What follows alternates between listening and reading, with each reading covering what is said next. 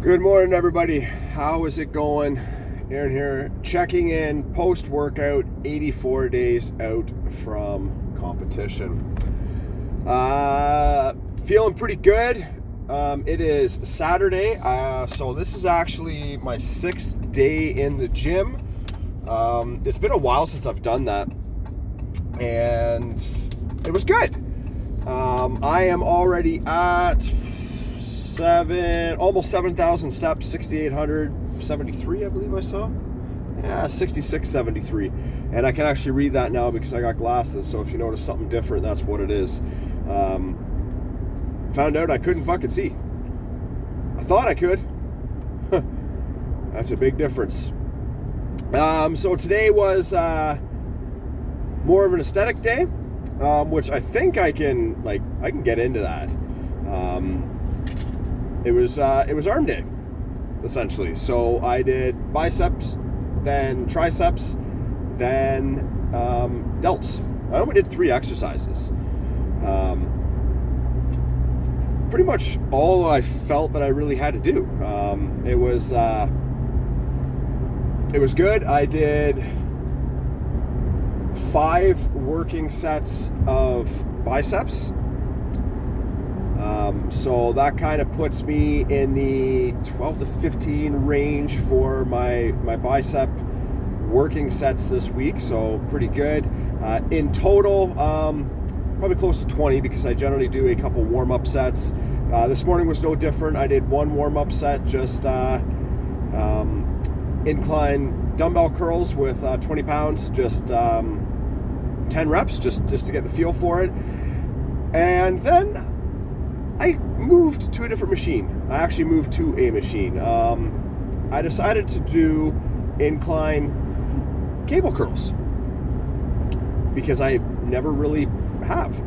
And it felt good. I kind of got into the working sets right away. I just did 30 pounds in each arm with the cable and 20 reps.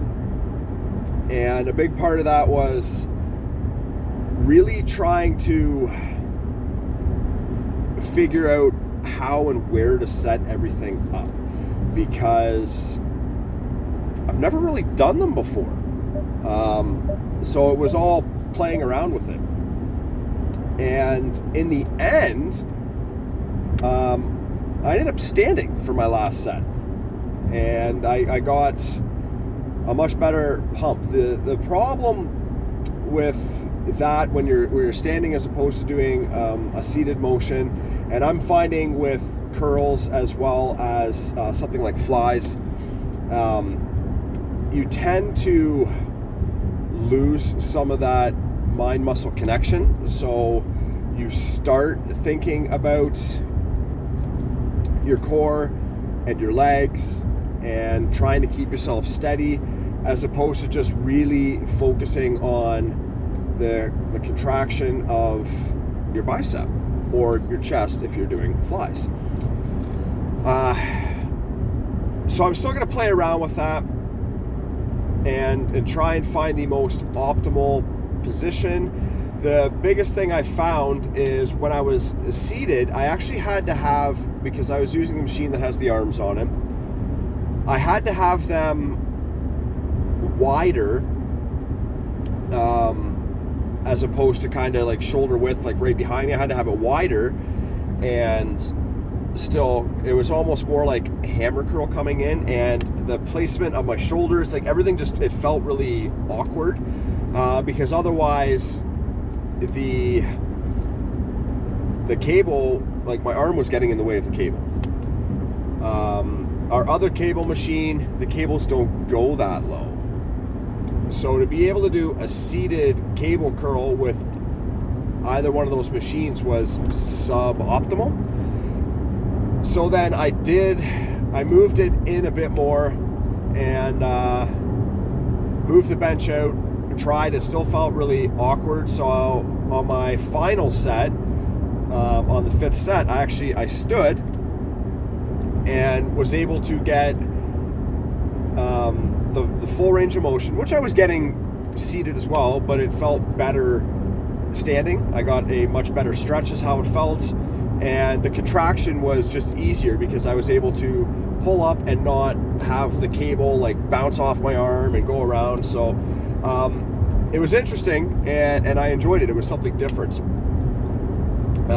So I could see that staying in rotation for sure. It was good. It was good. And I'm going to have to, again, play around with the heights, the levels. I stuck with 30 pounds. I did 5 sets at 30 with 20, which is what I wanted to do today because I was looking for higher volume in the end with less weight today, because this was my third bicep workout of the week. And I was still tender. Now, that being said, I've still got a pump. I can still feel it. I feel good. After that, and I only did 1 exercise for bicep, 1 for tricep, and 1 for shoulders today.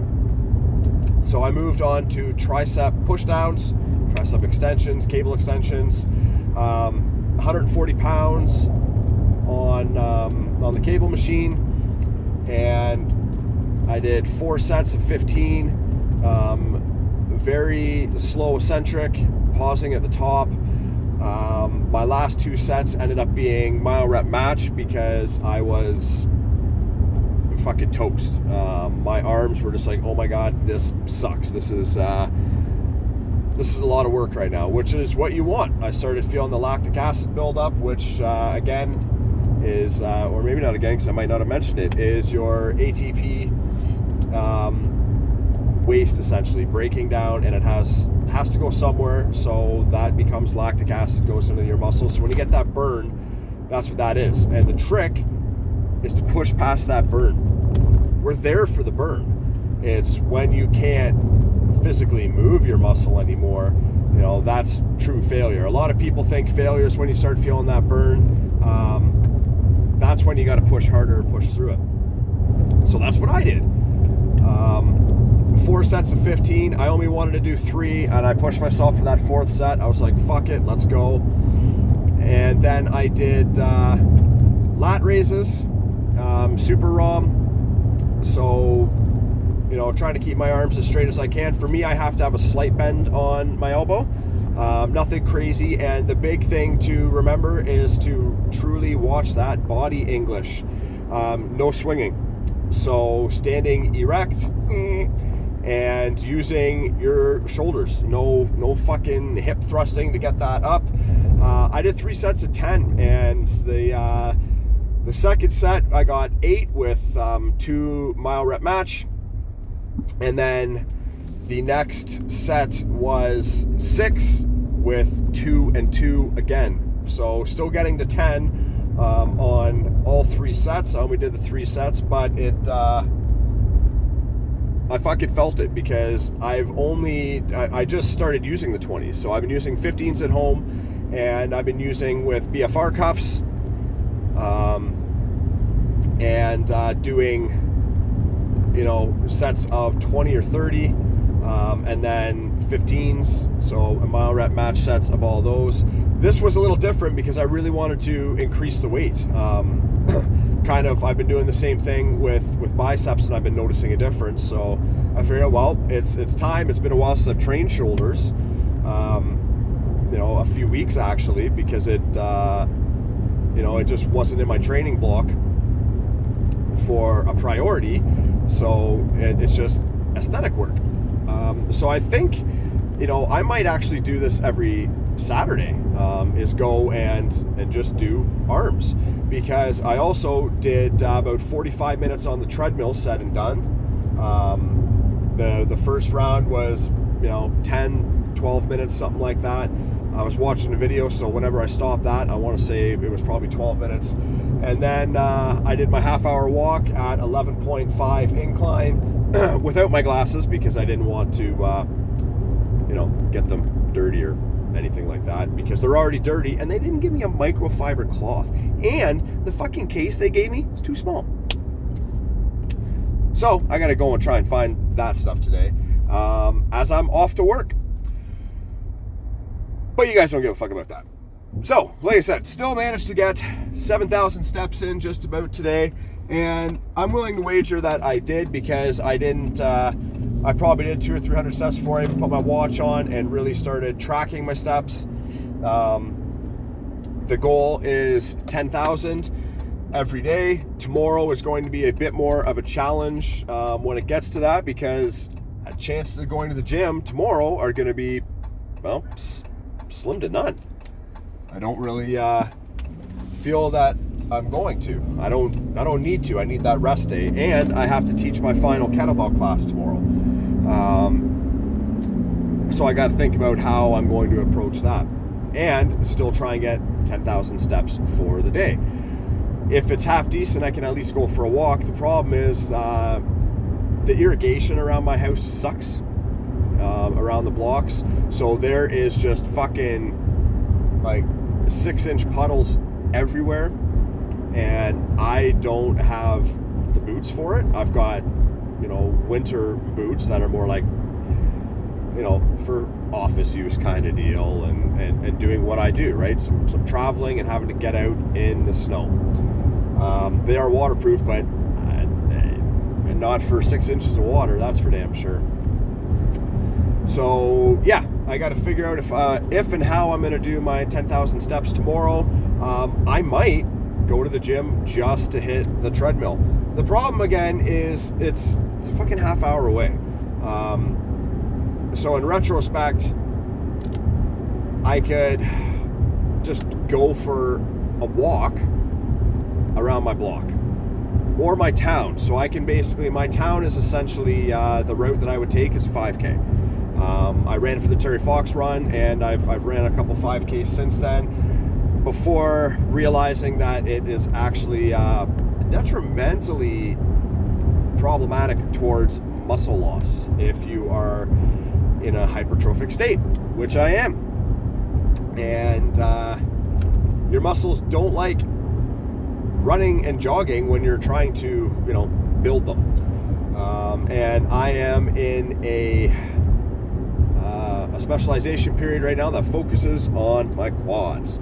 So doing something stupid like going for a run right now, even though I almost wanted to the other day, I was walking on the treadmill and I'm like, I feel like I could pick up the pace and jog.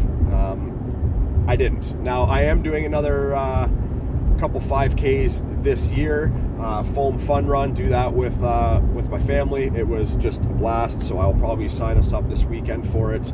But that is different, right? Like, I'm not even gonna train for it because I know that I can do it. I've already done it in the past, and I do 40 minutes of like steady state cardio walking every single day.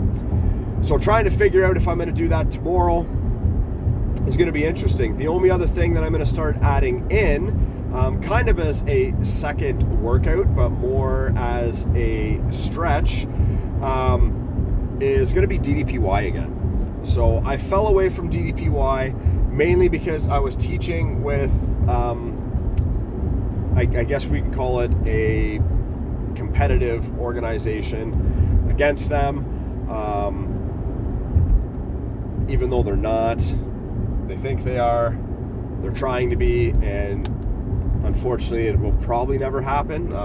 When you go up against a group that's got 80,000 members and that group doesn't even have 800. So I was instructing for them, which took a lot of my time and a lot of my personal time. It's one thing to go and do an exercise, it's another thing to instruct it. Because at that point, you're not doing the workout for you, you're doing it for other people. Now, I was always kind of selfish, so I'm like, well, I'm going to do it for me still because it's what I need to do. I need to stretch this muscle or this muscle, and I always kind of worked around that, which is totally cool. That's how it works. But is that going to be a regular thing? No, probably not. So now I am going to start doing DDPY again, getting my wife more involved. She weighed herself the other day, first time in 4 months, because she's seen, the work I've been putting in and where I want to go with everything and what I'm working on. And, God bless her, she doesn't want to be left behind. And I love that about her. She's also worried that I'm going to get hot and leave her. And that's just not the case. She's beautiful. I love her. She's my best friend, period. But if I can help her get healthy and reach her goals, that's what we're going to do. So again, she weighed herself, realized in 4 months, she hasn't gained or lost any weight. She stayed exactly where she was. She eats pretty consistently, albeit not the greatest. I'm very picky with my meals and shit during the day. I try not to eat, chips and stuff like that. She still does eat her chips. She likes her chocolate, and there's nothing wrong with that. That's perfectly fine. And she does it in moderation. It's not like she's like eating a bag of chips every night. So it's good. So now it's okay. Well, in 4 months, you've been in maintenance. So we need to figure out how many calories you've been taking in.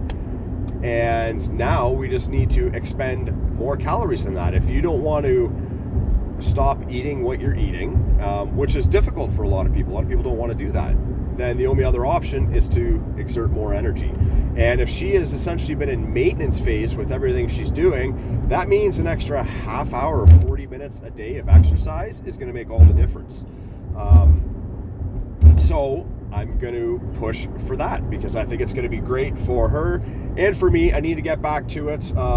Again, experiencing a lot of lower back pain lately, which a lot of it is triggered by hip flexion and extension.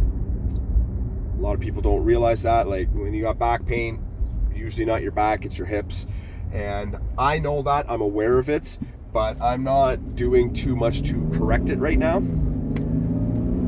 So to get back into some of these exercises and the DDPY workouts, and the beautiful part is they've got a new program that has weight training involved with it as well. So I'm going to mix all kinds of stuff up, and that's going to be some extra movement and extra cardio.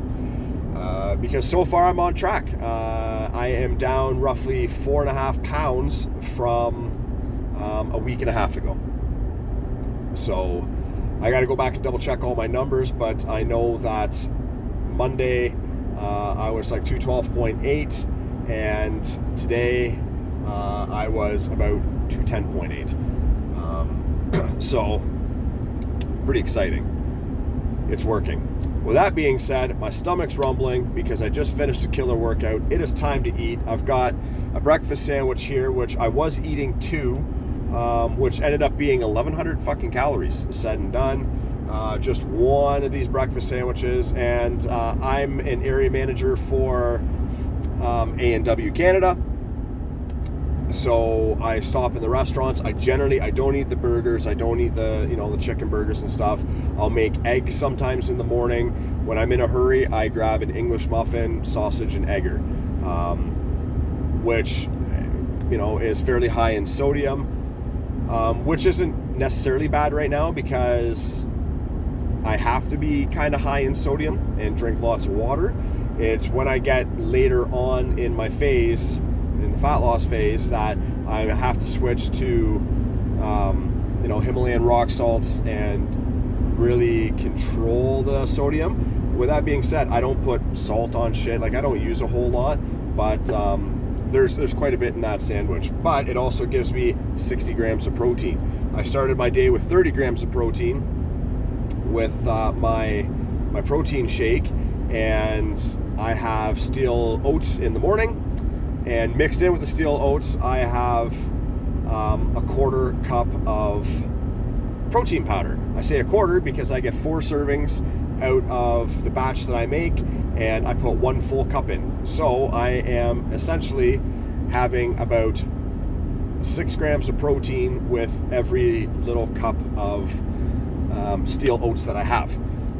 So couple that with the 27 grams that is in just the protein shake that I have within 10 minutes after eating that. All said and done, I've got just about 38 grams of protein just to start right in the morning before I even go to the gym. And now I will have another I want to say it's 55. Any more than kind of 60 is overkill. Your body can't really absorb it all. So, but that's it. That's kind of that's my secret to my weight loss right now. And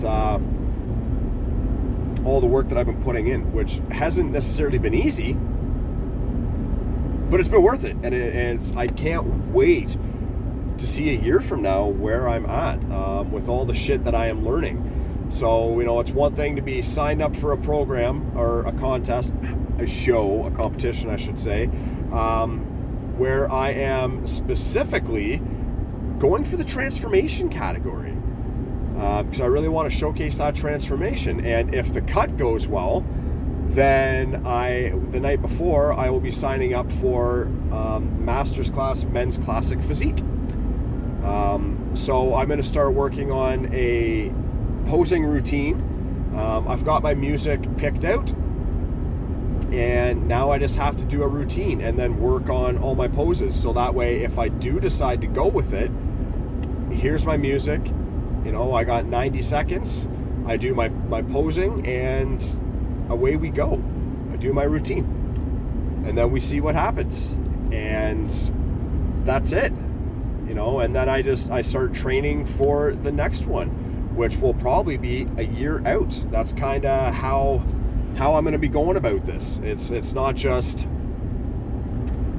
I'm doing a show every few months. Like, I'm probably only going to do 1, maybe 2 a year. It all depends on how I place in transformation, because if I place first, then I'm pretty sure I'm invited back to nationals for transformation category against the best transformations in the world, which is going to be pretty sick. So, but one thing at a time, 84 days away. So you guys know the drill. Own your lives, get after it. Cheers.